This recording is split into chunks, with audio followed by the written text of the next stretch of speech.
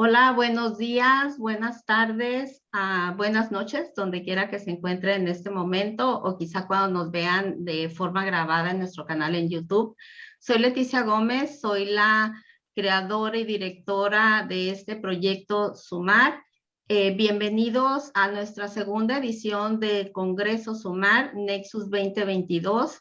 Es un verdadero honor contar con su presencia el día de hoy, que tendremos una edición especial de uno de nuestros programas, Canto por la Vida. El día de hoy nos acompañan a tres coaches, consultores, verdaderos referentes de su tema en el mundo de habla hispana, y estamos pues muy contentos de contar con ellos y pues con la presencia de la persona que conduce este programa durante todo el tiempo, ¿no? Me permito presentarles y voy a empezar por las mujeres. Me permito presentarles a Elena Espinal. Elena Espinal es Master Coach reconocida a nivel internacional, ha dado conferencias en los 5 continentes, es pionera en el uso y creación de la cultura de coaching ontológico en Argentina y otros países latinoamericanos. Elena ha escrito el libro de La Ecología del Porvenir, que trata acerca de la relación con el futuro, y su mayor talento aparece en la generación de lo nuevo, de aquello que algunos llaman imposible, donde la incertidumbre, la creación de posibilidad y la confianza son los rieles en donde el ser humano puede sentirse apoyado. La doctora Espinal es además licenciada en psicología con un máster en salud y servicios humanos, es odontóloga y tiene un doctorado en odontología, un máster en patología, y ha tenido una extensa participación en la docencia y la investigación universitarias. Bienvenida, Elena. Al final te presento, Mar. Como siguiente invitado tenemos a Juan Veragil. Juan es un senior coach, dirigió un grupo de empresas relacionados con las nuevas tecnologías en España, es coach directivo desde hace 26 años, especializado en el poder y la política. Dirigió en Madrid la Escuela de Negocios ESDEN durante 8 años, es consultor internacional en estrategia y transformación cultural, es autor del libro Articuladores de lo Posible, profesor en liderazgo y acompañamiento estratégico y coaching en varias universidades. Hoy está centrado en la conceptualización y desarrollo de la habilidad de articular, es coach de poder y política. Bienvenido, Juan. Y tenemos a Rafael Calvet, que es maduracente de 63 años, curioso, impertinente y eterno aprendiz de vida, es madrileño de cuna, mexicano de adopción, psicólogo, coach, consultor, escritor y conferencista con 38 años de experiencia, fundador de la Academia del Bien Vivir. Él, cuando le preguntan cuál es su vocación, es fomentar, difundir y practicar una cultura del bien vivir. Es autor de Maestros o Aprendices, Creatividad para Vivir, Desafiando tus Límites y Compromiso con el Bien Vivir. Bienvenido, Rafael. Y Muchas gracias. quien va a conducir esta edición de Canto por la Vida, que lo hace constantemente, lo ha hecho durante todo el año pasado. Tenemos a Maru López Brun, que ella es licenciada en Trabajo Social, ha sido funcionaria pública en los 3 niveles de gobierno y en el Poder Legislativo, es coach ejecutivo y ontológico con certificaciones internacionales. Tiene 15 años de ejercer como coach organizacional de vida, comunitario y social. Es especialista en igualdad de género y derechos humanos, y es conferencista y articuladora de programas sociales. Es una colaboradora cercana de Sumar y una amiga, tanto como Elena, Rafael y Juan. Bienvenidos, y pues te dejo, Maru, para que podamos escuchar este canto por la vida. Bienvenidos.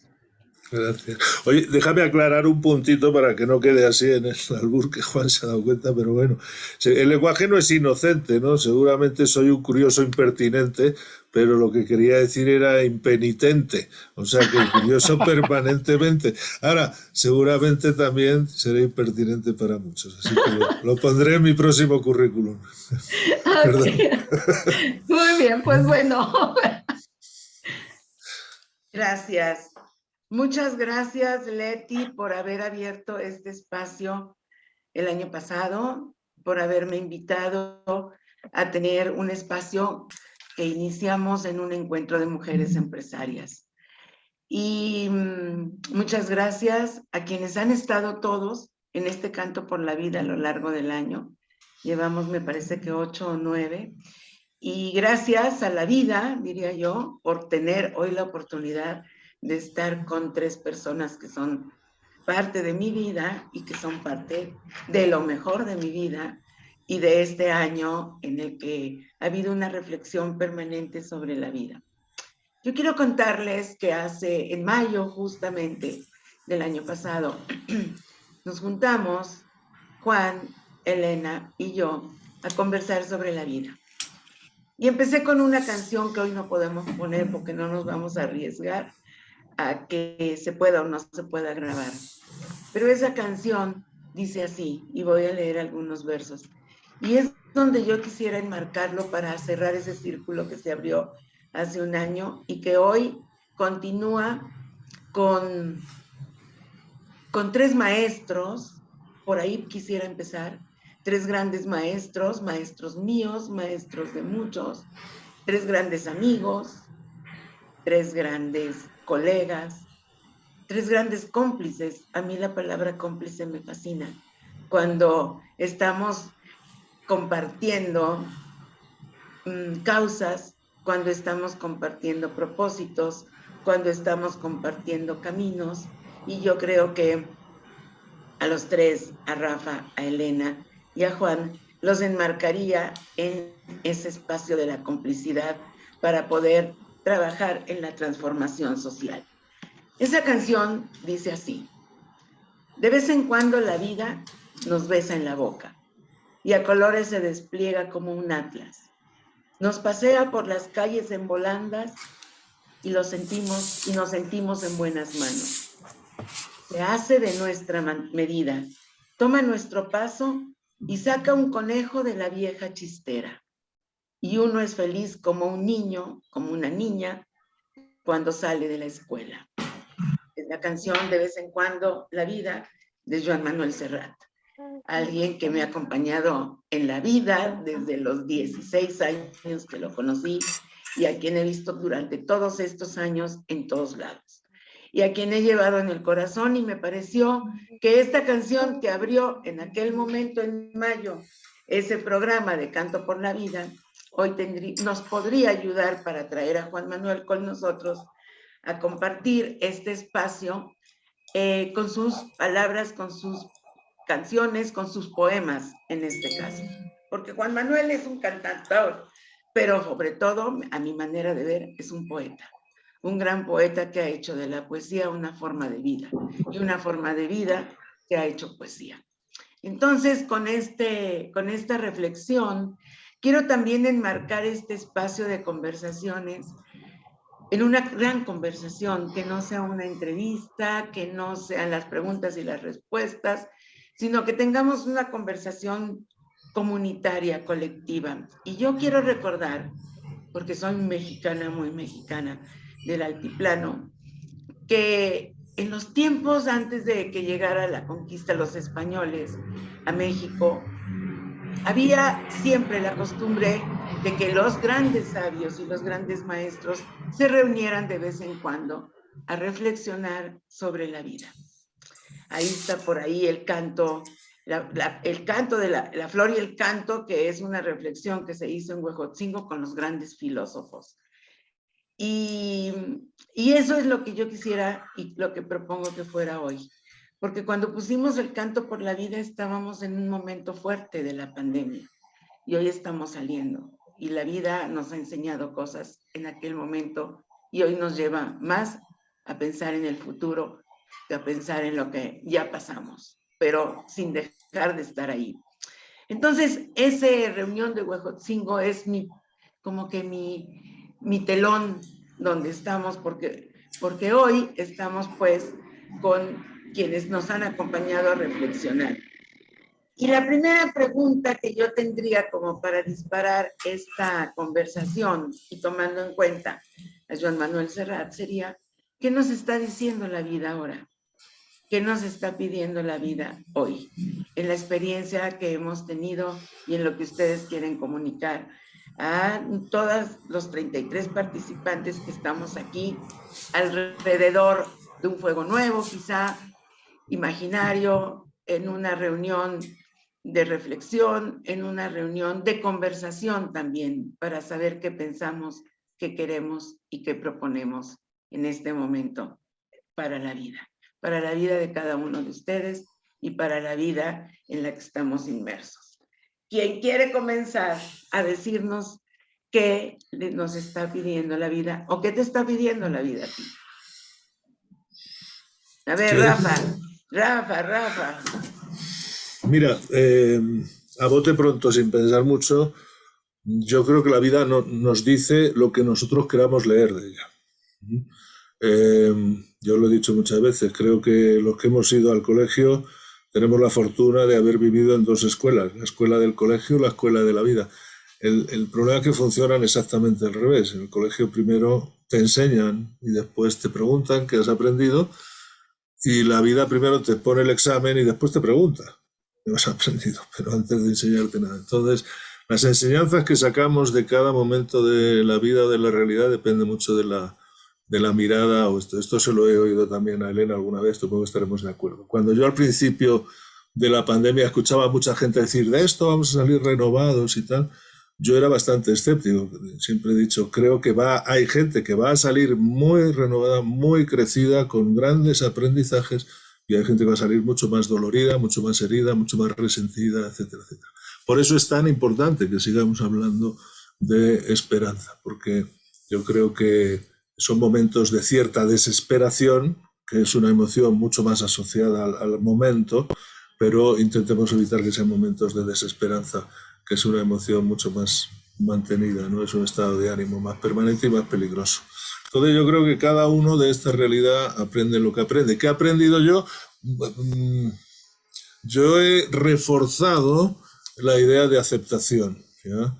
Y desde ahí le he encontrado mucho más sentido a la palabra esperanza, precisamente, como algo inespecífico.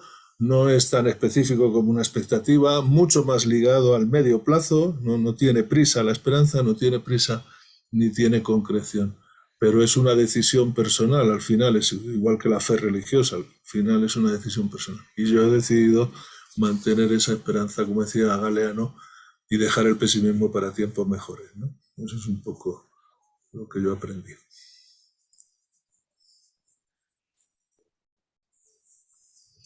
Pero tengo compañeros muy sabios Rafa, aquí. me encanta que nos lleves a ese tema del colegio y de la escuela, porque ahí es donde empezamos a darnos cuenta de las diferentes distinciones con las que vamos tejiendo nuestra vida. A mí me gustó mucho, antes, cuando estábamos platicando, que dijeras que habláramos de los milagros o de la magia. Y como Serrat habla de la chistera de donde sale un conejo, que es la vida, pues lo pongo también sobre la mesa porque de alguna manera, ¿qué podemos decir de la vida? Es un milagro, es una oportunidad, es un privilegio, es una magia. ¿Qué es? Elena, ¿qué nos dices tú después? Vamos a ir sumando. Bueno, yo tomo desde donde habló Rafael. Creo que es cierto que la vida nos propone otra manera de aprender. Primero te pone la situación y luego te pregunta qué aprendiste, ¿no? Pero también creo que esta nos trajo, por lo menos me trajo, sin ninguna duda que esta es una época de un nosotros, que es muy difícil hoy tratar de vivir desde el yo. Creo que lo trajo la pandemia con una fuerza brutal. Fue la enfermedad de todos, fue la salud de todos, fue el cuidarnos para otros y fue que otros se cuidaran para nosotros también. Creo que también nos trajo una clara noción sobre la inmediatez de la vida y la capacidad de disfrutar y de darnos cuenta que no somos eternos y que también somos dueños de elegir y que nosotros no le podemos regalar un día de vida a nadie, ni nadie nos puede regalar un día de vida a nosotros, y que en nosotros hay como una mezcla constante en donde cuando tú tomas a alguien desde su grandeza, el otro te ve desde la grandeza. Cuando tú no puedes mirar al mundo desde la grandeza, no ves las oportunidades afuera, ¿no? Entonces creo que hoy hay una lección muy grande. Ayer además quedé muy inspirada por un artículo que tiene que ver con Harari y su libro, y creo que es tan grande el cambio y el nosotros, que también en nosotros está incluido el caring, el cuidado por el otro, el cuidado en las conversaciones, el cuidado en el afecto, el cuidado por un espacio sagrado de relación, ¿no? Y Harari lleva ese cuidado a decir, se acabó la época de la guerra, por ejemplo, porque antes las guerras tenían que ver con el espacio físico, con el territorio, tenían que ver con cosas. Pero hoy el mundo ha aprendido a valorar más el conocimiento que otra cosa y no hay guerra para el conocimiento. El conocimiento está ahí. Además lo popularizaron las redes, por lo cual cada uno toma lo que quiere. Y la guerra, si empezamos a vivir desde el nosotros, empieza a perder sentido. Y creo que es uno de los miedos más grandes que tenemos. A la separación, a la pobreza, a la destrucción. Entonces, me parece que esta etapa que hemos vivido, por lo menos a mí me permitió dar una vuelta más a mi reloj y volver a empezar. Creo que son muchas cosas que hemos compartido en conversaciones, Maru, las que estoy diciendo, tú y yo. Entonces creo que sí estamos en una nueva etapa. Por lo menos yo estoy en una nueva etapa. Gracias, Elena. Dice Serrat, de vez en cuando la vida toma conmigo café y está tan bonita que da gusto verla.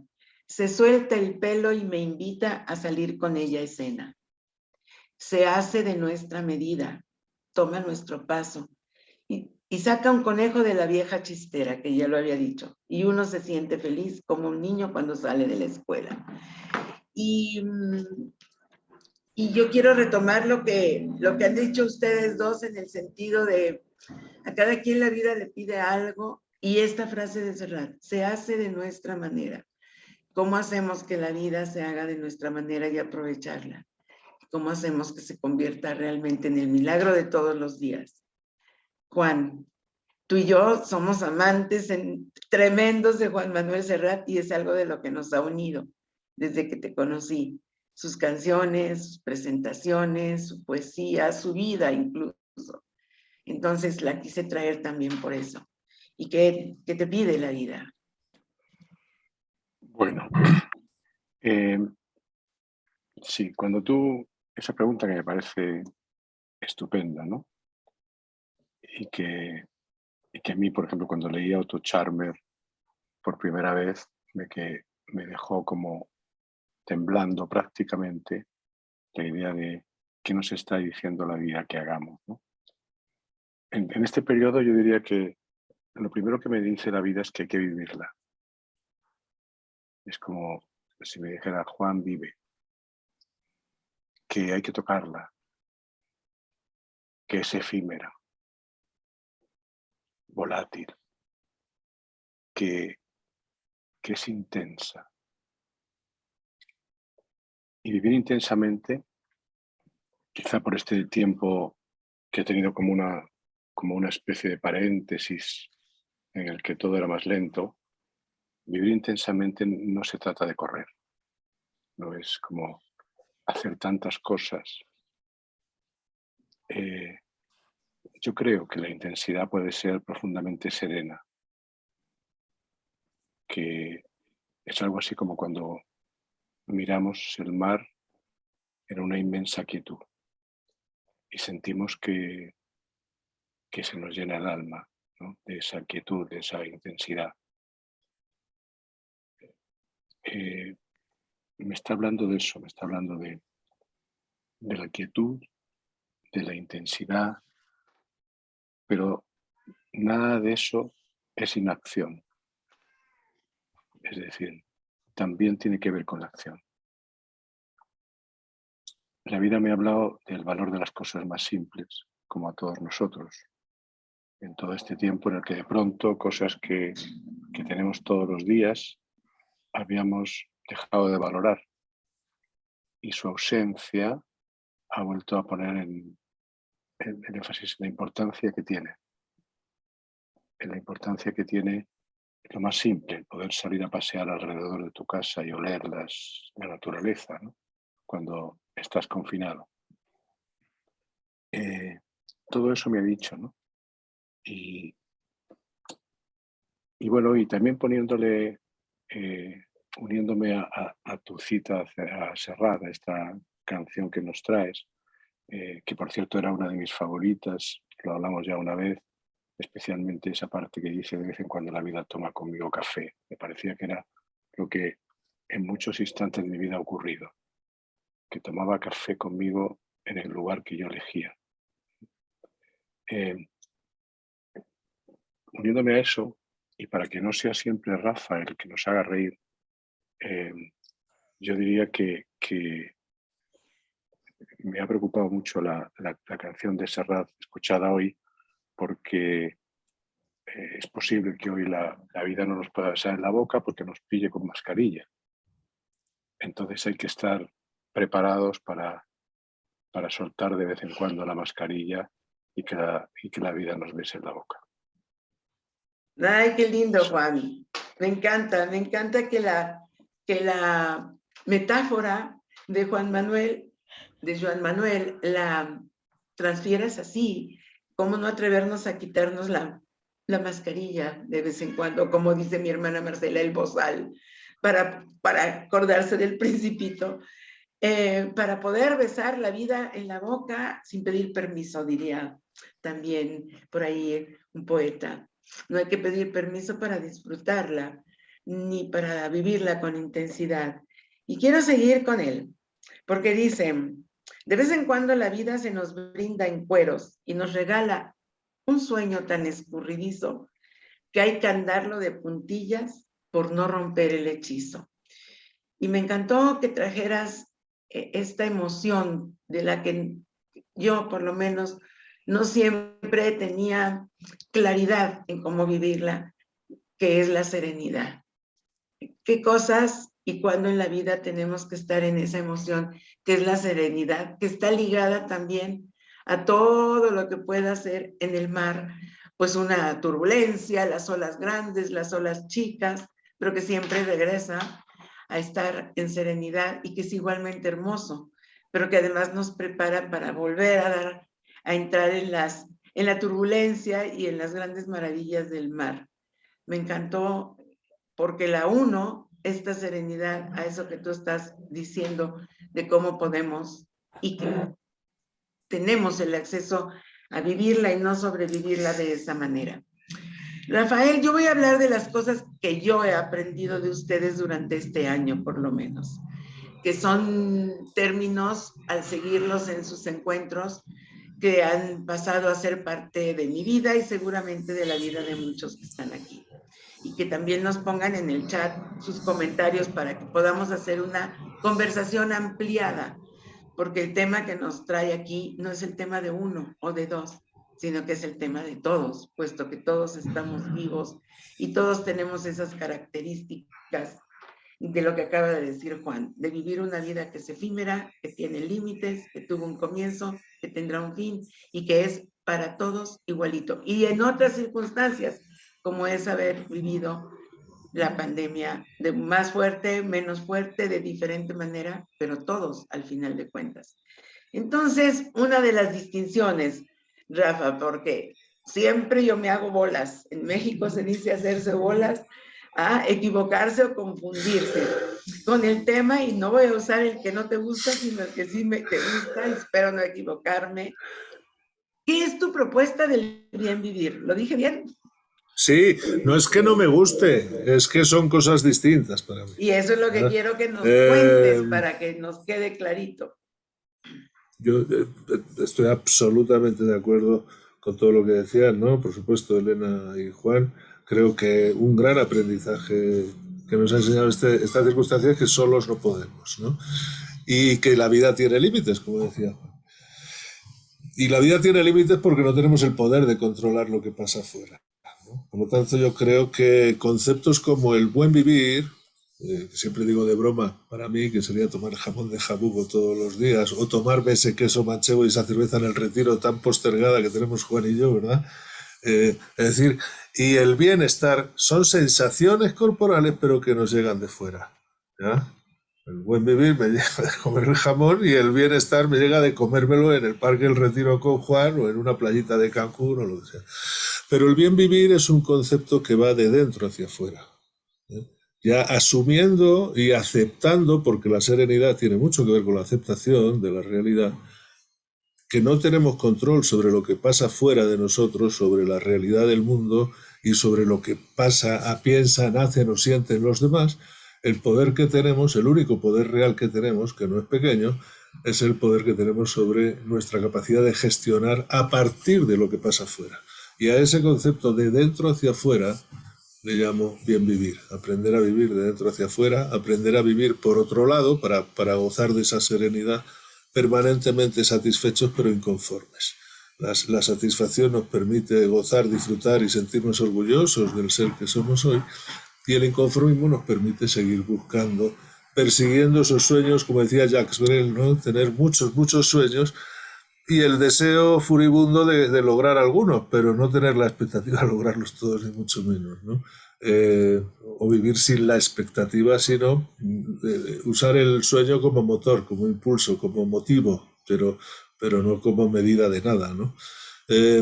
Y desde ahí digo, creo que, y estoy de acuerdo con lo que decía Juan, ¿no? Yo creo que la intensidad tiene que ver con el momento, con el kairos, con el aquí, con el ahora, ¿ya? Es el único momento real que tenemos, ¿no? Y parte de ese gran poder que tenemos se asocia con esa idea de magia que tú planteabas, ¿no?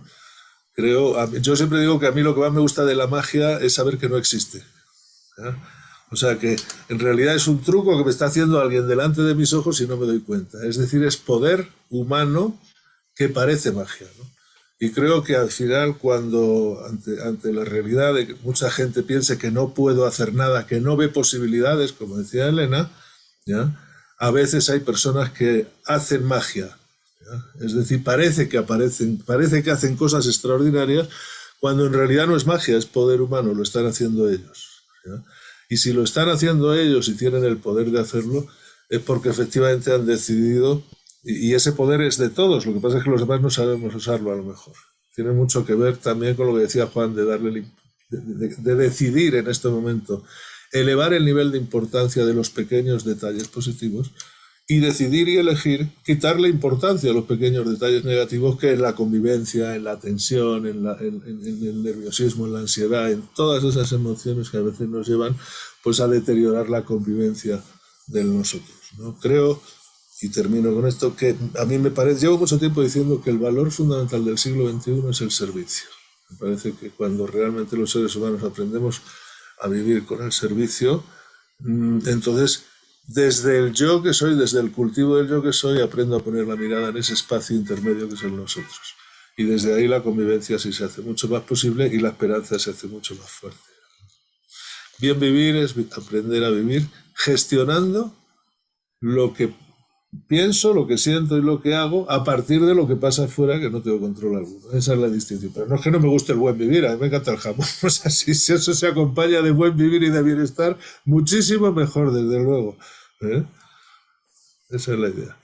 Desde como acabas de mencionar la esperanza en esta propuesta que nos haces para que entendamos el bien vivir, y me encanta esa explicación que acabas de dar, quiero traer la esperanza justamente como el valor y como la posibilidad, y quizá como la magia que podemos tener enfrente, porque Elena y Juan durante 2 años, yo creo, o casi 2 años, han estado trabajando y mostrando lo que puede ser los motivos para la esperanza. Ahí los hemos visto, los hemos escuchado con muchos invitados que nos muestran qué podría ser el acercamiento a la esperanza. Y le quiero desafiar a Juan para que me diga qué tiene que ver eso con el milagro y también con la magia, porque durante mucho tiempo estuve estudiando el famoso libro de milagros desde otro punto de vista con una gran escritora que es Laura Esquivel, de Como agua para chocolate,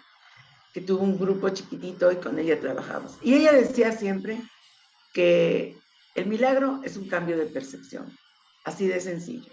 Y yo te pregunto, Juan, que nos cuentes esa experiencia de hablar cada 2 meses con todos nosotros, con muchos de nosotros, y con personajes tan impresionantes como los que nos han compartido tú y Elena. El verde esperanza de la canción. ¿Por qué verde? El verde que te quiero verde, sí. Por ejemplo. Pero déjame que haga un pequeño link con el bien vivir.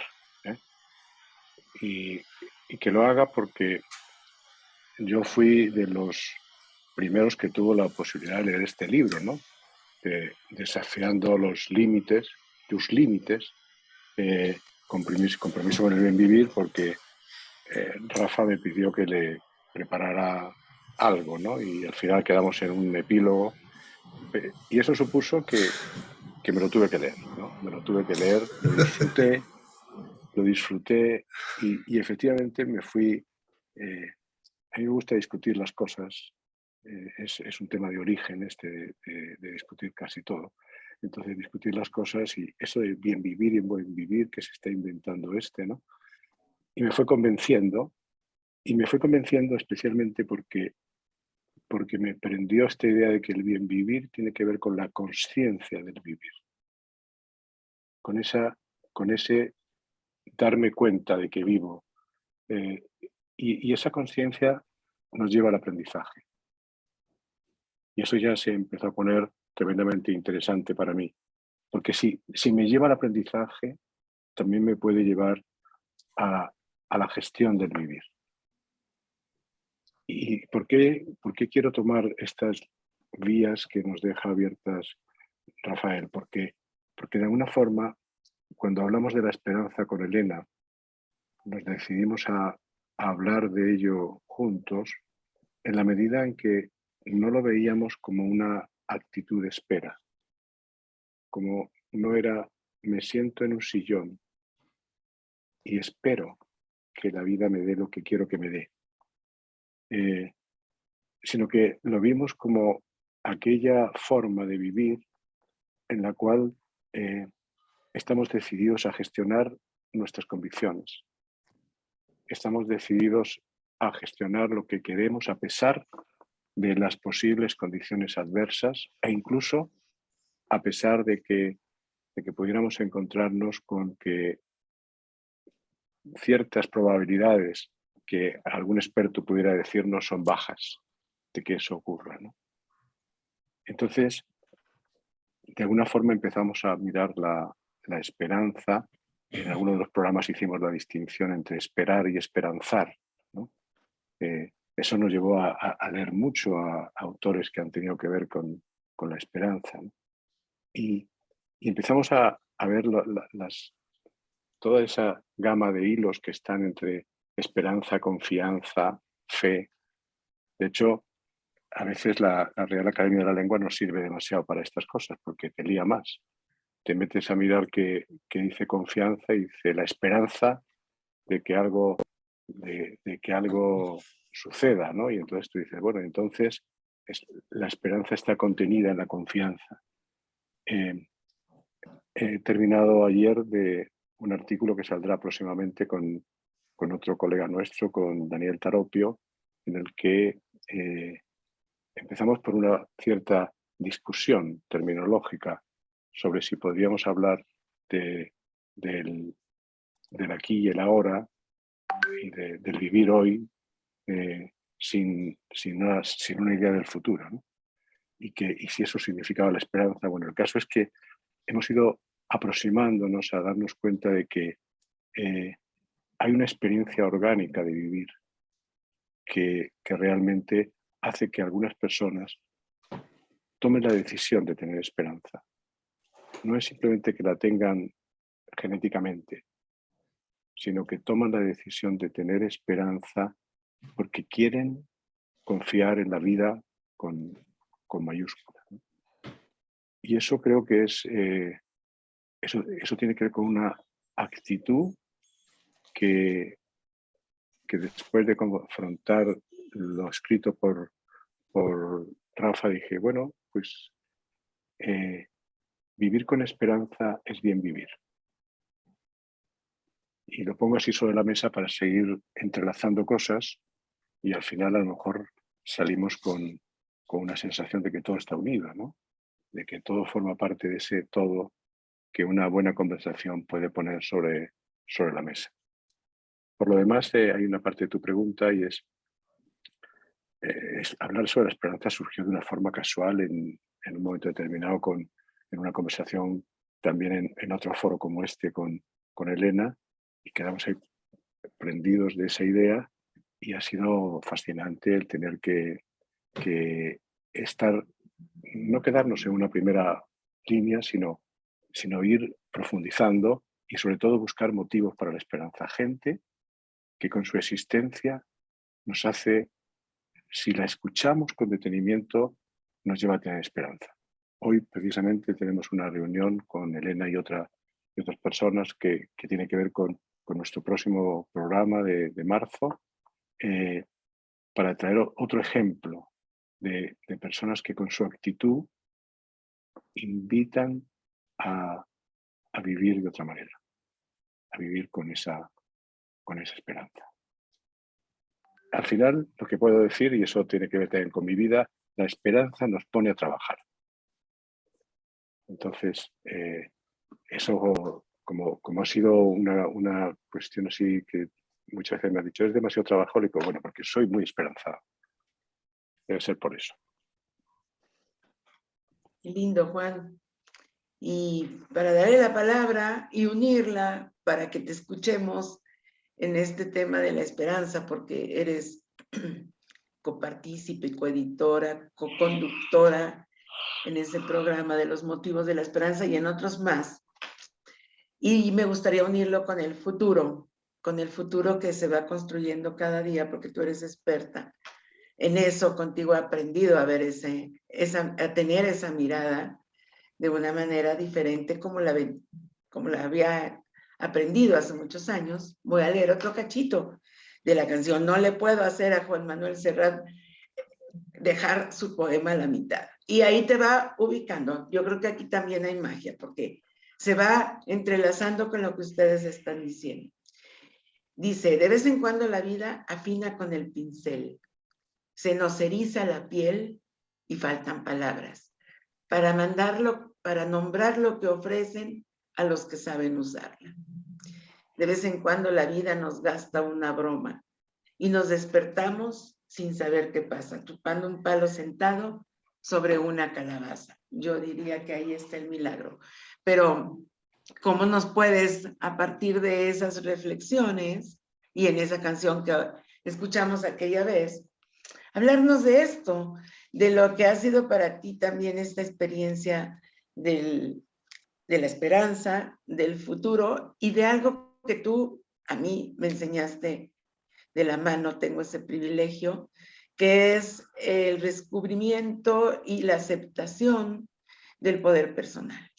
Porque Juan, quiero terminar en esto para darte la palabra, acaba de decir al final de cuentas que la esperanza, eso entendí, es una decisión, la podemos abrazar o no, la podemos reconocer o no, la podemos aceptar o no.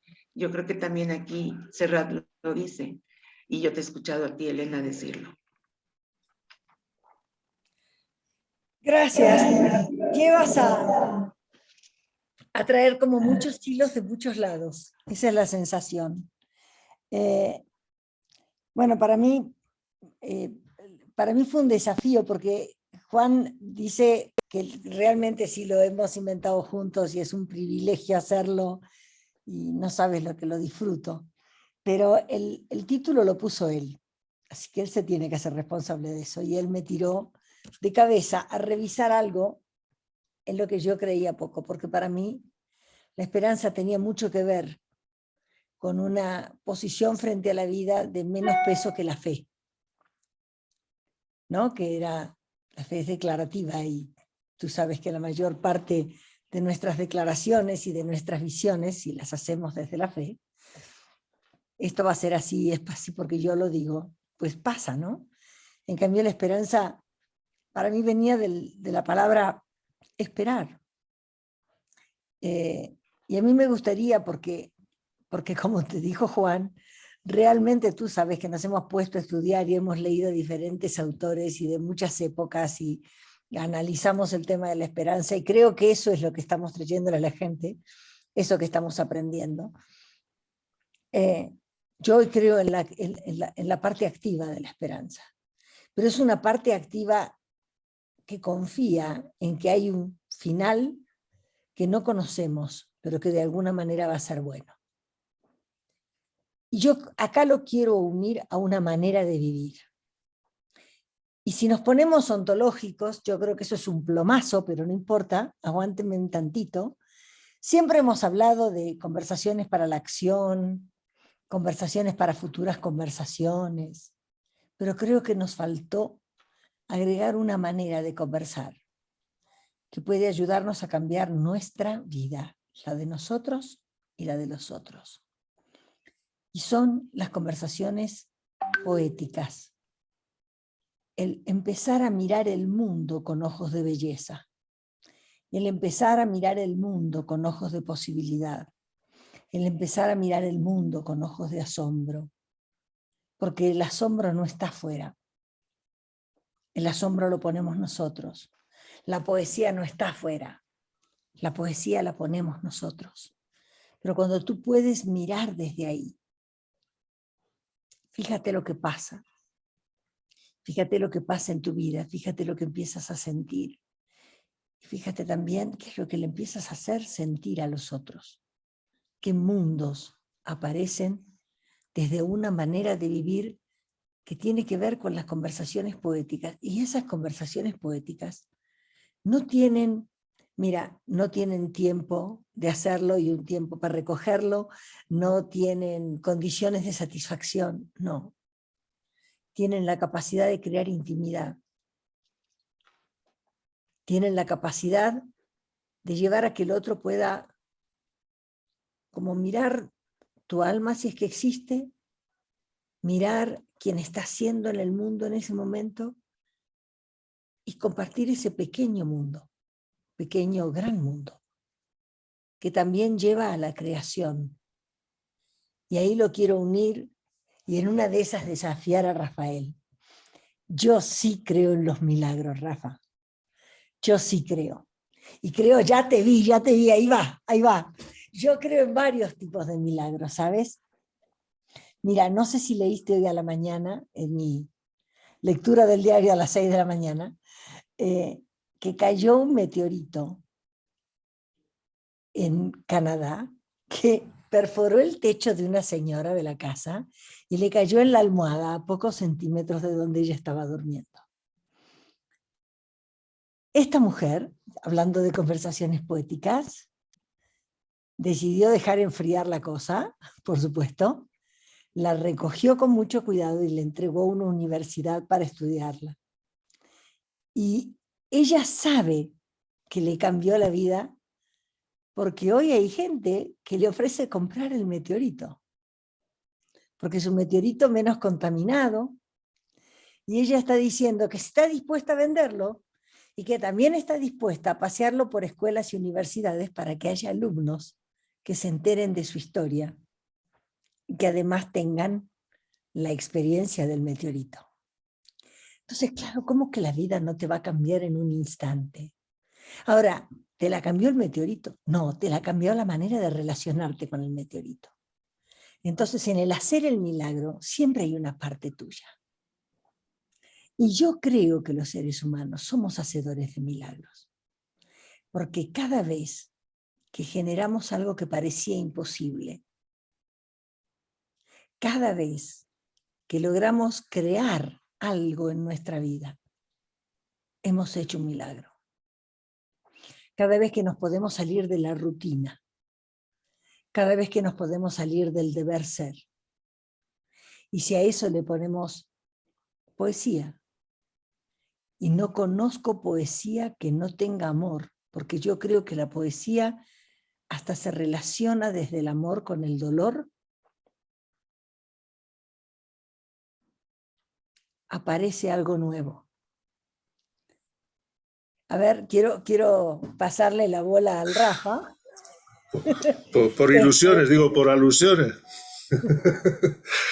No, mira, yo decía que no creo en la magia, yo no hablaba de los milagros. Yo con la relación con la palabra milagros tiene mucho que ver con mi historia de la relación con la religión. Ha sido distante durante mucho tiempo, pero en el concepto que ahora tocaba Maru, del libro Los Milagros, que ahora tocabas tú, me he ido acercando y me he ido amigando. Es más, yo de las 7 vidas del gato que se supone que tenemos los seres humanos, yo he gastado 6 en sobrevivir a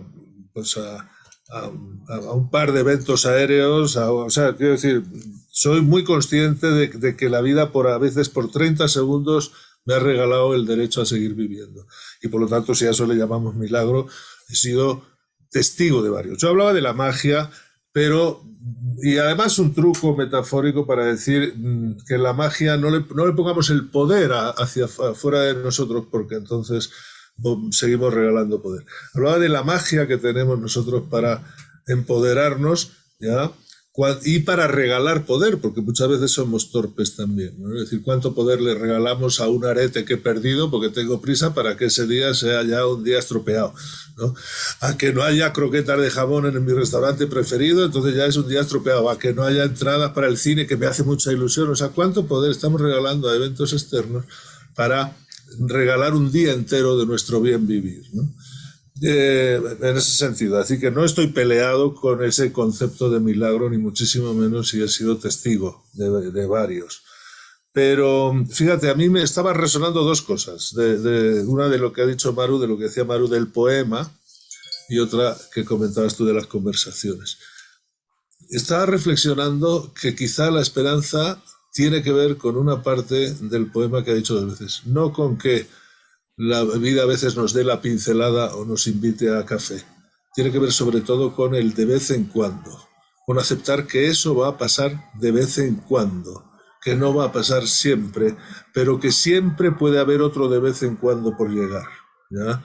Ya que me quedé enganchado en ese, ¿ya? Cuando estoy seguro, por eso yo a la esperanza le llamo la certeza de posibilidad.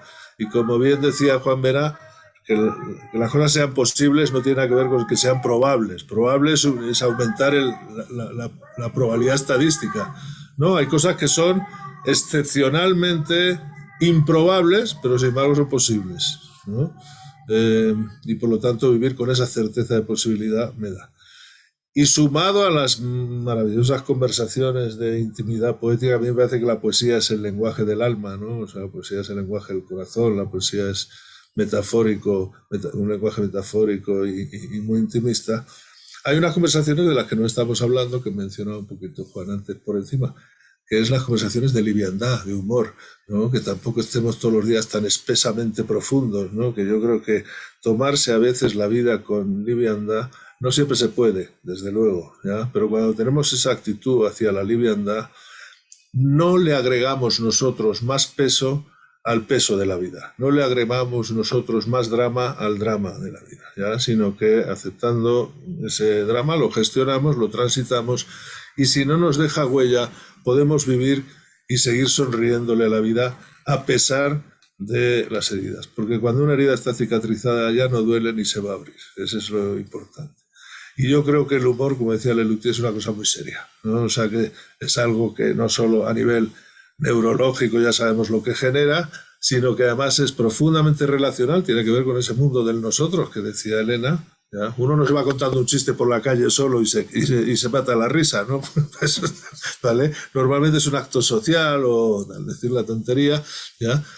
Y sobre todo el humor, estoy hablando del humor inteligente, el humor que construye vínculo, es muy relacional, ¿ya? Con razón, creo, decía Voltaire, hablando de los fanáticos, que los fanáticos buscan que se les tema, y esto tiene que ver con la psicología del poder que habla tanto Juan y que sabe tanto él, buscan que se les tema, aceptan que se les odie, pero ningún fanático tolera que se rían de ellos. El humor es una actitud también profundamente democrática y eso, que busca también tomarse la vida con cierta liviandad. Nada más quería agregar eso a las conversaciones que faltaban, que decía Elena. ¿Ya? Gracias por la alusión, querida. No sé si lo aclaré, pero aclaré mi posición, por lo menos. Juan, ¿tú quieres decir algo? Sí, que aclaró claramente que cuando va a un restaurante y no hay una croqueta de jamón, pues la verdad es que se hunde. Así que, pero ya te entendimos en esa parte. Me vengo abajo totalmente, Juan. Claro, y estoy de acuerdo en que el humor es una cosa muy seria, como eso de que no hay nada más práctico que una buena teoría. Y me quedo con la duda de qué piensa Maru de la esperanza, porque ella no para de preguntar, ¿no? Pero de alguna forma habló de nosotros, que somos un grupo que nos conocemos, que somos amigos.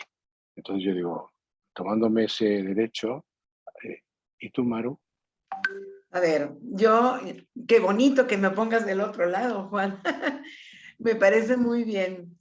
Me encanta. Mira, primero quiero decir algo que me acordé cuando Elena dijo la importancia de la poesía. Me acordé de Pierre Klossowski. Pierre Klossowski es un filósofo francés de principio de siglo, nació en 1905 y que dijo una cosa que me marcó siempre cuando yo lo leí acerca de lo que decía de la poesía. Muy concreto. Decía, la poesía es el olvido personal convertido en memoria colectiva. Y a mí me encantó porque el poder tener el recurso de la poesía para recoger el pensamiento universal, pues es un recurso que, como ha dicho Elena aquí, insustituible y maravilloso, el poder acudir siempre al tema de los poetas, las poetas y quienes han escrito la historia de una manera tan accesible. Porque si yo me pusiera a leer lo que pasó en la vida de Klossowski, seguramente me aburría.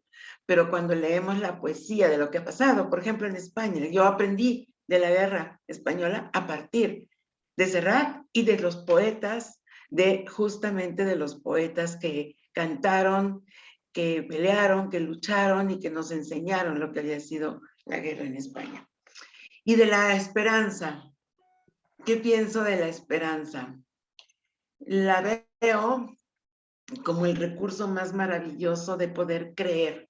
A lo mejor tiene que ver ahí con la fe, quizá, pero con la posibilidad de las posibilidades, con la posibilidad de que siempre existe una manera de poder remontar algo que fue difícil. Y lo veo de esta manera también que aprendí hace mucho, y esa para mí es la esperanza. Cuando se cierra una puerta, siempre se abre una ventana. Y a veces la ventana es más grande que la puerta. Para decirlo de alguna manera con metáfora, creo que para mí sería esa la esperanza. Saber que en los momentos más difíciles siempre existen las posibilidades. Lo que decías, Rafael, la posibilidad que nosotros la gestionamos. Y por eso la esperanza me parece un faro fundamental en la vida, en mi vida. Y cuando hablo con alguien, pues hablar de la esperanza como un recurso para vivir la vida y no para sobrellevarla ni para sobrevivirla, que no es lo mismo, sino para que realmente la podamos gestionar y podamos aprender y podamos encontrar los recursos que nos dan esa posibilidad de darle la vuelta y de encontrar pues los milagros de los que habla Elena, que yo también creo, y de la magia, que como dice Rafa, es una trampa, pero es linda. Porque si a mí algo me encanta en la vida es ir a los circos o a los circos o ahora con los clowns, que no son precisamente el circo, que te permiten ver tantas transformaciones y que aunque sepas que hay un truco, te llena de lo que dijo Elena, de asombro, de sorpresa, de alegría, de entusiasmo. A lo mejor, como dice Serrat, que me eriza la piel. Hay cosas que he visto con los clowns que me erizan la piel, cómo son capaces de trabajar con la fantasía y con la imaginación de la gente, con dos cositas, con un palito y es el caballo, con un niño que se montan aquí y hacen maravillas. Y para mí, Juan... Yo he dicho que me encanta la magia, que no creo en ella, pero me encanta, porque justo por lo que estás diciendo. Bueno, entonces ahí compartimos en lo que podría ser de alguna manera, llevándolo a experiencias que me fascinan. ¿Qué es la esperanza, pues, en un momento dado para mí?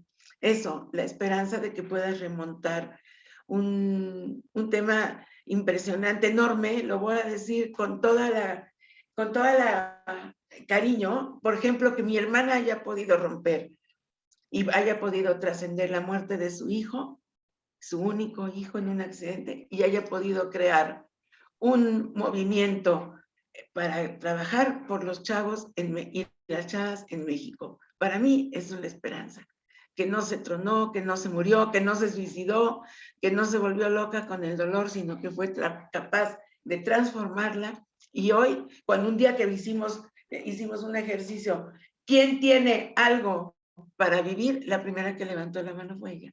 ¿Quién tiene una causa para vivir? Y yo hubiera pensado que era la última, porque eso fue hace como 5 años y el accidente había pasado muy poquito tiempo. Eso, Juan, eso me parece. Y yo creo, y lo he visto que ustedes, dos, Elena y Juan, en los motivos para la esperanza, es lo que nos han mostrado. ¿Cómo es posible que haya esperanza en las mujeres que han perdido, o los padres que han perdido sus hijos que están desaparecidos, o en los topos, o en tanta gente que han traído a compartirnos la esperanza, y ahí se vuelve como tangible, ¿no? Y yo la he encontrado, la mía, compartiéndola y constatándola con lo que ustedes han traído a este espacio. Gracias, Juan, por hacerme la pregunta y darme la oportunidad también de ser este conversatorio entre los 4, porque entre los 4 hemos venido trabajando mucho tiempo, un poquito más con unos, otro poquito menos, pero al final de cuentas hemos venido tejiendo esta relación. No sé cuánto nos falta, porque ya se me olvidó, ya me perdí. Estamos a las 11:03, tenemos como 20 minutos todavía para ir cerrando. Yo quiero traer, ojalá, y creo que en eso estamos ahorita haciendo esta conversación, también algo que aprendí de los antiguos mexicanos, de los toltecas esencialmente, porque la raza que se fundó en el centro de México, que son los aztecas, venían de los nahuas y de los toltecas. Los nahuas eran los guerreros fundamentalmente y los toltecas eran los sabios. Los toltecas eran los griegos en México. Y un día aprendí, y yo creo que fue mi primer conecte con el coaching de esa manera, con el coaching ontológico sobre todo. Aprendí que para los antiguos mexicanos había una distinción entre el maestro y el sabio. Los maestros enseñaban, pero los sabios transformaban. Así lo dicen. La razón y la forma de ser y el objetivo de los sabios, los tlamantimine, que así se llaman, el náhuatl, es transformar la vida, transformar los rostros y enderezar los corazones, para hacer rostros firmes, rostros sabios y corazones fuertes como la piedra. Y así, decían ellos, se van transformando los pueblos. Y yo después, cuando estudié el coaching, me di cuenta que tenía que ver con esa filosofía de los antiguos mexicanos, que tenían esa distinción de saber que los sabios no eran los que estaban en una escuela, sino los que estaban en las plazas o los que estaban en las casas o en las familias, para transformar a la gente. Y yo creo que, bueno, creo y así lo vivo, como que esta conversación tenga que ver como con ese trasfondo también. Y hasta este momento en el que ya hemos hablado de las distinciones que ustedes trabajan y nos han compartido con tanta generosidad en los espacios que hemos compartido. Ahora va la otra, Elena. ¿Y qué podemos pensar del futuro? Porque cada uno de ustedes tiene un concepto del futuro. Y en el presente no estamos más que frente al futuro. ¿Cómo hacemos ese traslado, ese salto? ¿Cómo abrimos esa mirada hacia lo que viene? Que lo que viene, pues es ahorita, ¿no, Elena? Y esa forma maravillosa en que tú hablas de entre el presente y el futuro y cómo lo traemos, que tantas veces te he oído. Ahora te pongo a ti al principio, ¿cómo ves? Bueno, gracias, Maru. Creo que también son conversaciones que hemos tenido tú y yo y que creo que también compartimos con Juan y con Rafa.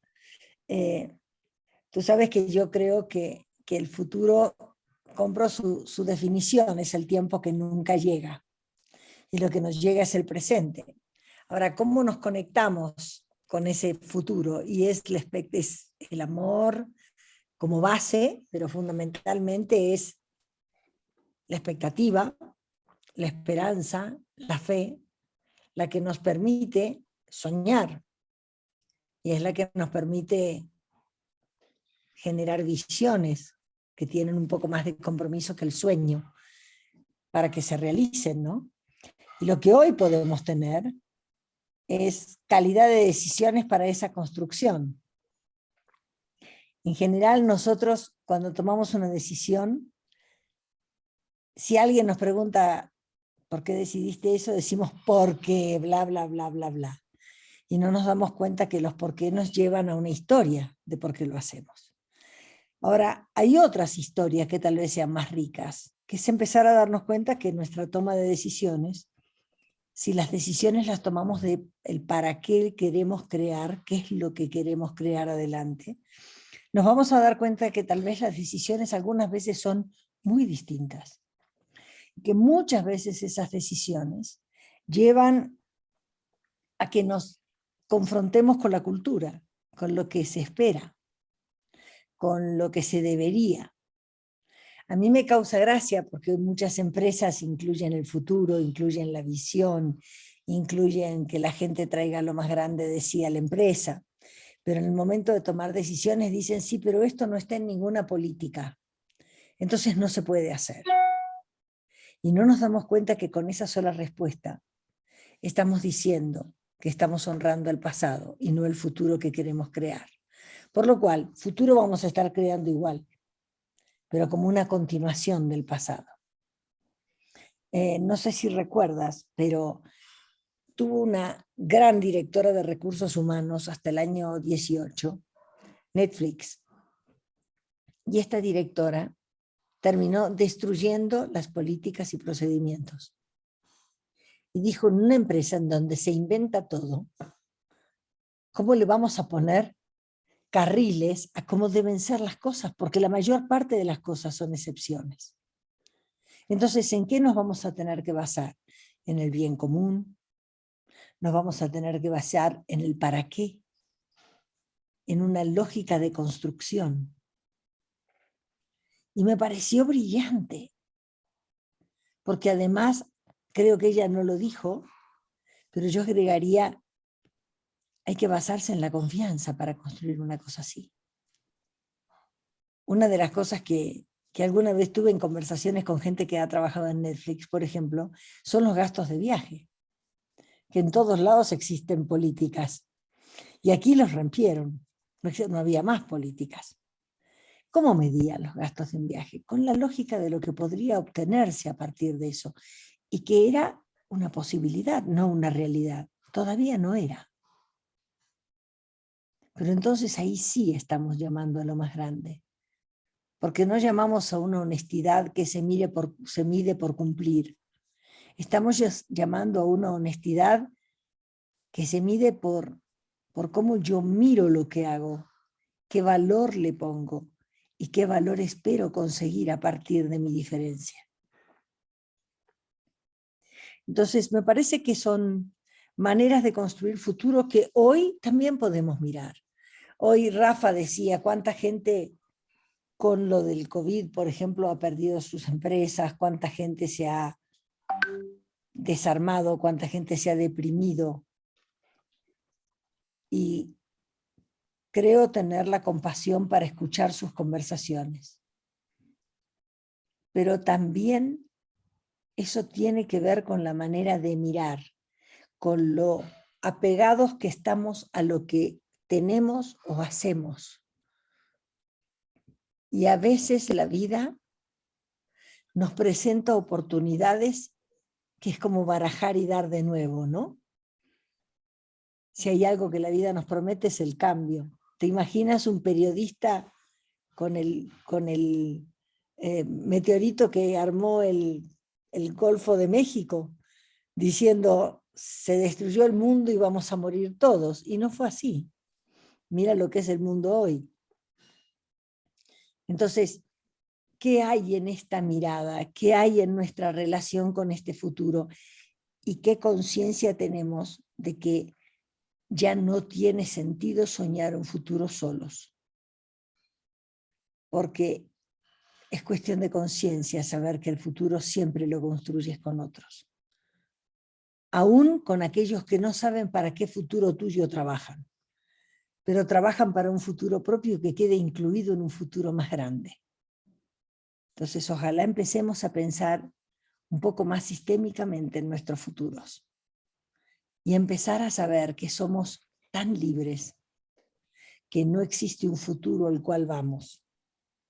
Existen todos los futuros posibles que podamos imaginar, dentro del cual puede entrar el nuestro y podemos elegir. Tenemos el regalo de la libertad y el regalo de elegir.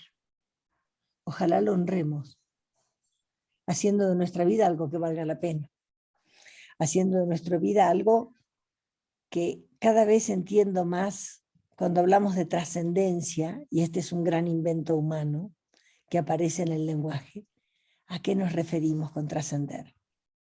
Tal vez trascendemos de manera muy natural y no nos damos cuenta y tal vez no lo agradecemos tanto a través de los genes, de manera directa o indirecta, pero también a través de nuestras obras, de nuestra contribución.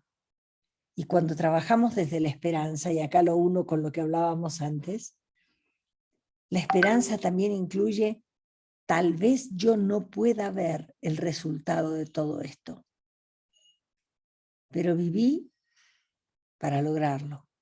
Viví para mejorar la situación. Viví para que los que vienen, como alguna vez me dijo algún celtal, los hijos de los hijos de los hijos de mis hijos vean esta ceiba crecida. Me lleva tu reflexión a una frase que me ha acompañado toda la vida, de Teilhard de Chardin, otro filósofo francés, que dice: lo que me apasiona en la vida es poder colaborar en una realidad más duradera que yo. Y la explicación es lo que acabas de decir, Elena, que es un desafío para darnos cuenta realmente para qué hacemos las cosas y para qué estamos aquí. Para qué hacemos lo que hacemos y también saber desde dónde lo hacemos. Juan, te veo muy pensativo, cuéntanos tus pensamientos. Tu micrófono. Estaba recordando cuando hablaba Elena una frase que yo repetía muchas veces cuando daba clase de liderazgo dentro de esa parte del currículum que leíste antes, ¿no? Y de Peter Senge, ¿no? Que de alguna forma planteaba esto de que la mejor forma de predecir el futuro es construirlo, ¿no? Es decir, de Peter Drucker, perdón, me corrijo a mí mismo, ¿no? Es construirlo. Y eso quiere decir que yo lo veo como la responsabilidad que tenemos en el presente, que es lo único que tenemos. Este momento, cómo lo convertimos en algo para construir un futuro mejor. Y eso supone seguramente, y esto es muy largo, por lo tanto voy a ser muy breve en esta parte para no quitarnos los minutos finales, sino eso supone qué liderazgo, qué poder tenemos que construir. Y hasta ahora lo que podemos decir es que los liderazgos que hemos mantenido, el poder como lo hemos concebido, nos ha llevado al mundo que hoy estamos. Nos ha llevado a un cierto techo. Los países de quienes estamos hablando en este momento, fundamentalmente México, España, Argentina, aunque Elena es ya medio mexicana también, ¿no? Han vivido terribles dictaduras y hemos confiado en las democracias y hoy en día también vivimos democracias muy perfectas. Quizá porque ha faltado un aprendizaje que pasa porque, decía Elena, el futuro siempre se construye con otros, pero ojalá esos otros no sean los iguales. O sea, ojalá cada vez demos más espacio a los otros, a los diferentes, a los que pueden hacer que salgamos de las mismas pautas, los que pueden hacer que sea un futuro construido de forma innovadora. Porque si queremos trascender aquellos logros que hemos tenido, pareciera que lo podemos llamar de formas muy distintas, ¿no? Llegar a otro nivel de conciencia, empezar a generar conversaciones absolutamente distintas en su formato y en sus participantes. Eso pensaba así mientras que escuchaba a Elena. Gracias, Juan. Rafa. Fíjate, yo también estaba escuchando atentamente. Yo siempre digo que somos diseñadores de futuro y creadores de presente, ¿no? Que el futuro lo creamos en el único momento real que vivimos, que es este. Pero dando un paso atrás, quiero dar un breve paso atrás, también muy resumido. Creo que nos pasamos la vida muchas veces con cierta ansiedad, adquiriendo conocimientos para vivir mejor, para aprender a vivir mejor, ¿vale? Y muchas veces el camino a la sabiduría, que tú decías, está repleto de aprendizajes del pasado. No olvidemos que recordar es una palabra que viene del latín recordis, que es volver a sentir, volver a pasar por el corazón, o lo que es lo mismo, volver a sentir. Y quizás somos una civilización con poca memoria histórica. Entonces, a mí me gusta decir ahora que es una persona con mala memoria, pero buenos recuerdos, ¿no? Wilfred Bion, un psicoanalista, decía aprender a vivir sin memoria ni deseo. Y muchas veces, perdón, lo voy a decir así un poco porque soy español, pero con todo el cariño, ¿no? El pasado está genéticamente diseñado en nuestras vidas igual que los traseros, para estar detrás, no para estar delante, ¿vale? Entonces, la única misión del pasado en nuestras vidas es aprender, ¿ya? Para que, como Harold Macmillan, se convierta en un trampolín y no en un sofá, decía él, ¿vale? Y muchas veces, cuando vivimos con pesos del pasado, ya el presente no se puede hacer liviano, se hace pesado, ¿ya? Y desde esa pesadez la mirada al futuro es mucho más cansina, ¿vale? Y sin embargo, tú hablabas de los sabios ancestrales. Y yo creo que en todas las culturas sabias ancestrales había tres grandes principios con los que en esta civilización vivimos un poco de espaldas, y yo creo que se han mencionado aquí todos. Primero era el principio de aceptación de realidad. Lo que es. Para el que me conoce sabe que es mi mantra de aceptación. Pero el segundo era el principio de unicidad, que hablaba Elena ampliamente. No estamos solos, somos partes de un todo común. Y el tercero, que lo comentas tú mucho, Maru, es el principio de aceptación de la diversidad. Somos parte de un todo, pero somos una parte personal específica, generosamente diferente, ¿ya? Y desde esos tres lugares se vive mucho mejor, ¿vale? ¿Cómo vive un poco esta civilización? Pues de espaldas a la realidad, queriendo cambiarla entre el hubiera y el debería permanentemente, entre la ansiedad y la depresión, entre la prisa y con un concepto de individualismo bastante pronunciado, feroz, y muchas veces se ha despertado también en esta pandemia, y defendiéndonos de la diversidad como si fuera el enemigo muchas veces, ¿no? Por eso hablaba Juan de acercar los diferentes. Entonces, yo creo que somos una civilización con poca memoria histórica de esos sabios que mencionabas. Y que ahí reside todo. O sea, con esos tres principios se vive mucho mejor. Y de espaldas a ellos se vive peor. Entonces, de alguna manera recojo ese nosotros que decía Elena, ese conversaciones con la diversidad, igual, ojalá no con los iguales, porque eso nos hace sectarios. Hablar solo con los iguales nos hace sectarios. Y desde esa liviandad que nos da la aceptación, insisto, del saber que la vida está repleta de veces en cuando. No está repleta de siempre, está repleta de veces en cuando. ¿Ya? Y esa posibilidad existe siempre. Así lo veo yo.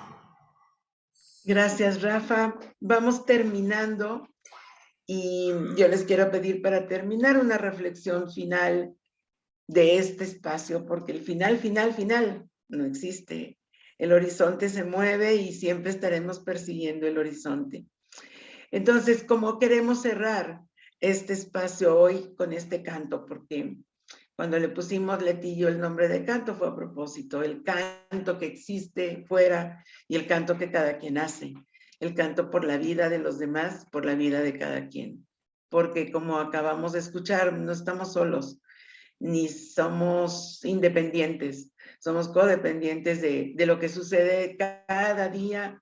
Y bueno, yo quiero terminar también mi parte como agradeciendo esta complicidad que tengo y que vamos construyendo con ustedes y con todos quienes están aquí, con lo que ha provocado Leticia, con otras y con otros, con el programa articular, con todo lo que podemos hacer que cada vez nos ligue más a la comunidad y nos ligue más a la colectividad y al mundo al que pertenecemos. Entonces, un pensamiento para cerrar, y yo les traigo, porque amo la poesía, un poema maravilloso de una poeta maravillosa mexicana del siglo XVII. Quizá la más grande de todas las poetas y una de las más grandes en el mundo, que es Sor Juana Inés de la Cruz. Juana Inés de Asbaje y Ramírez de Santillana era su nombre antes de entrar al convento. Y quiero cerrar con ese poema porque me parece que 4 siglos antes nos está ayudando a recoger lo que aquí hemos conversado, que queremos en la vida y que queremos frente a nuestra vida y que esperamos del mundo al que pertenecemos. Entonces, bueno, démosle la palabra a Elena para que esta vez inicie Elena.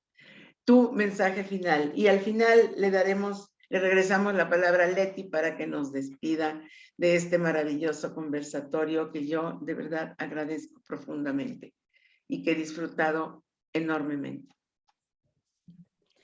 Yo me quiero salir de todos los temas que hablamos y solo quedarme en la profunda gratitud por el espacio, por la cercanía, por la amistad con Juan, la amistad con Rafael, la amistad contigo, la amistad con Leti, la amistad con María Rita y con María, con María Marta y con Irene y con todos los que están acá, con los que se va creando como un lazo en la escucha. Yo no sé si a ustedes también les pasa, a veces pienso que estoy un poco más loca que lo que creo, ¿no? Y es este espacio que parece que nos contiene, aun cuando estamos conectados por una red, pero estamos conectados. Algún día es posible que también le encontremos una explicación a eso, pero estamos conectados. Así que, además de si no sé si por algún gen extraño, gracias por la conexión y gracias por estar y gracias por este espacio.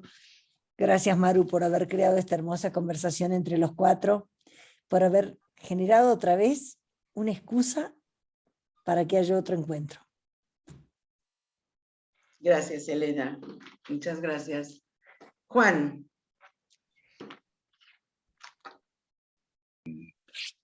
Yo diría, como reflexión final, que ojalá nos declaremos aprendices, que ojalá estemos dispuestos a viajar la vida.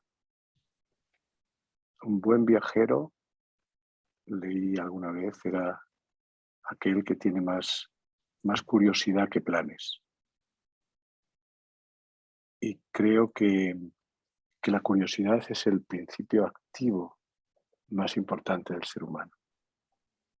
Ojalá sigamos teniendo curiosidad.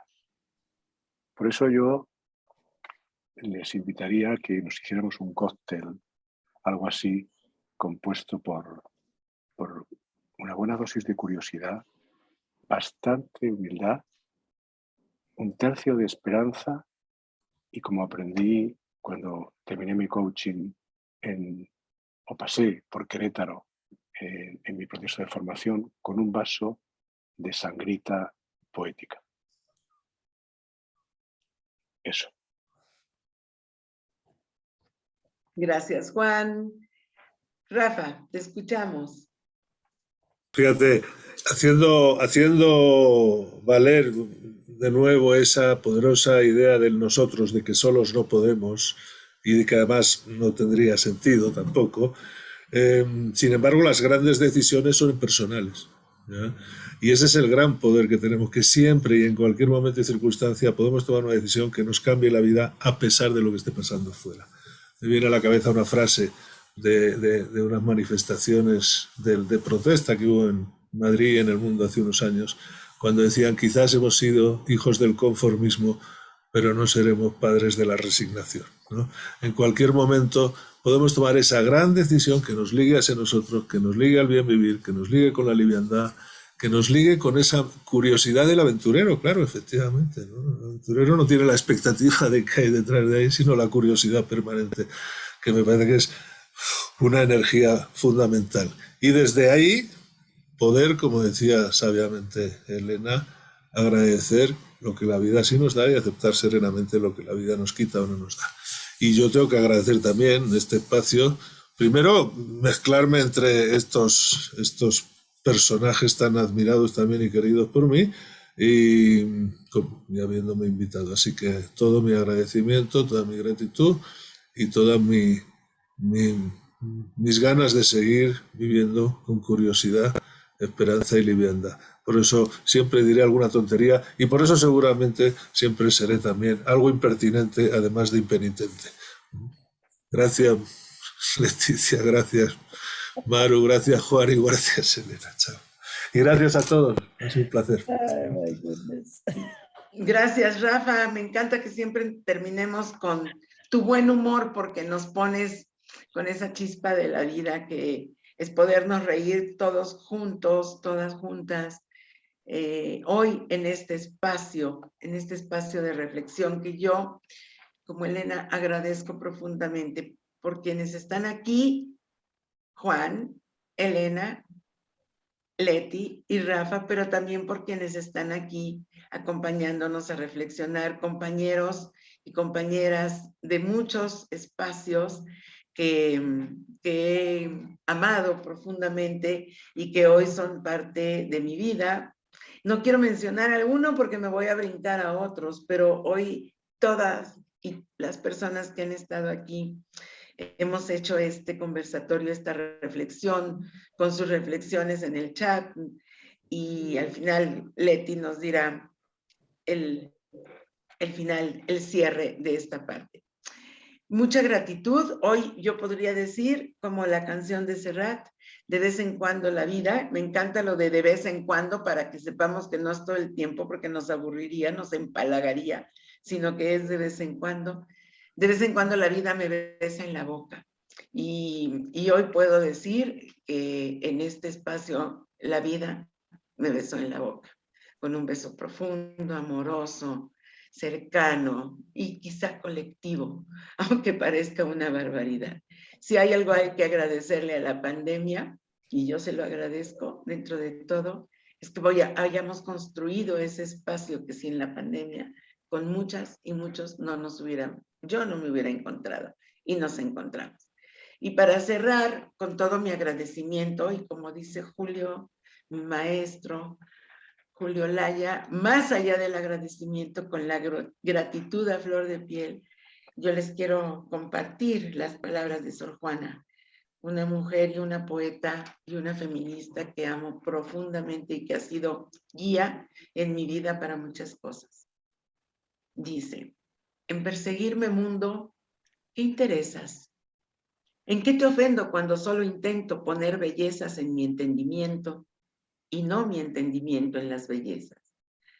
Yo no estimo tesoros ni riquezas, y así siempre me causa más contento poner riquezas en mi entendimiento que no mi entendimiento en las riquezas. Yo no estimo hermosura que vencida es despojo civil de las edades, ni riqueza me agrada fementida, teniendo por mejor en mis verdades consumir vanidades de la vida que consumir la vida en vanidades. Sor Juana, escrito en 1640 quizá. Para ustedes, con todo mi cariño, Leti, muchísimas gracias. Muchísimas gracias, Juan. Muchísimas gracias, Elena. Muchísimas gracias, Rafael. Y seguimos en este canto por la vida. Aquí los quiero a todos a partir de ahora, abriendo este espacio hacia el futuro. Leti, tienes la palabra. Sí, muchas gracias. Pues estoy conmovida, pero antes de dar las gracias de otra manera, ay, voy a decir, no te equivocaste, Rafa, sí pusiste impenitente. Yo fui la que se equivocó, pudiera decir que por querer leer rápido, pero tú eres psicólogo, yo también, y eso se llama acto fallido. El inconsciente poderoso, sí. Así es, pero lo voy a poner y estoy buscando ahorita por qué lo pudiera haber dicho. Y voy a poner la definición que creo que desde ahí sale. Porque impertinente es una persona que habla o actúa con descaro y atrevimiento. Y con esa me quedo.